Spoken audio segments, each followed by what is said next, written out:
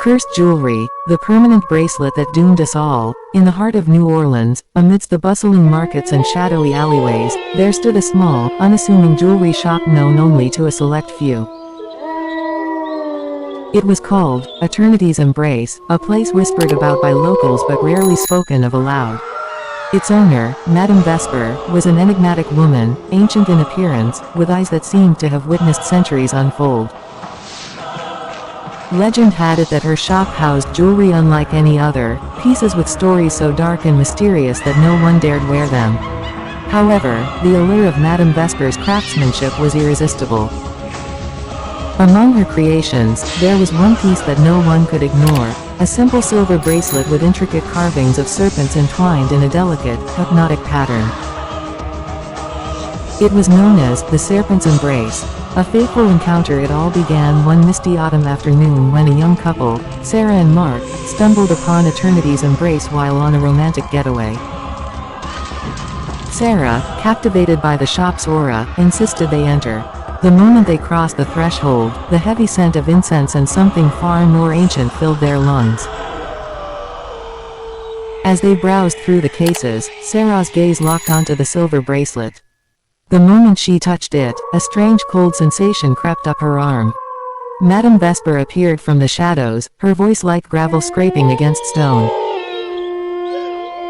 "That bracelet," she whispered, "is not for sale to just anyone.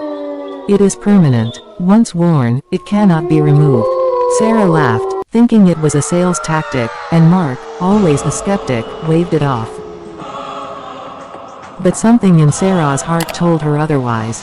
Against Madame Vesper's warnings, Sarah insisted on trying it on with a knowing sigh. The old woman fastened the bracelet around her wrist. Instantly, the metal fused with Sarah's skin, glowing faintly before settling in place. "Remember," Madame Vesper warned, "the Serpent's Embrace will bind you.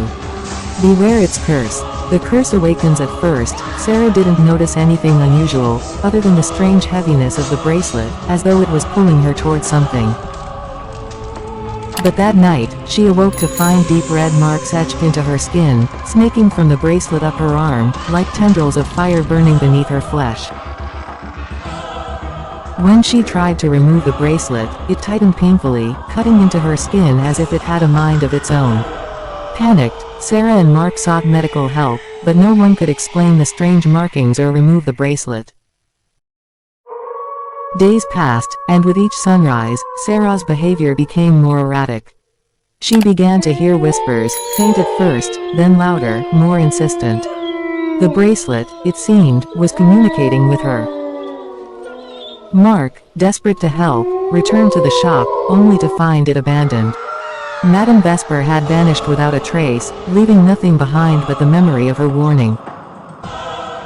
The dark history unveiled as Sarah's condition worsened. Mark delved deeper into the bracelet's history. He uncovered ancient texts that spoke of the Serpent's Embrace.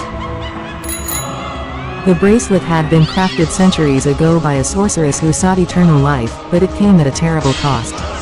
The bracelet was cursed to bind its wearer's soul, feeding off their life force until it drained them entirely, leaving nothing but an empty shell. Those who wore the bracelet would slowly lose themselves, consumed by the voices of those who had worn it before, a collection of tormented souls trapped for eternity. The bracelet, once worn, was a prison, and its curse was permanent. The descent into madness. Sarah's descent into madness was swift. She spoke to the unseen, her eyes wide with terror, and every night, the whispers grew louder.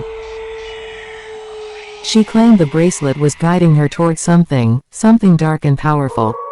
Soon, the red tendrils began to spread across her entire body, and her skin took on a ghostly pallor. Mark watched in horror as his wife transformed into someone unrecognizable.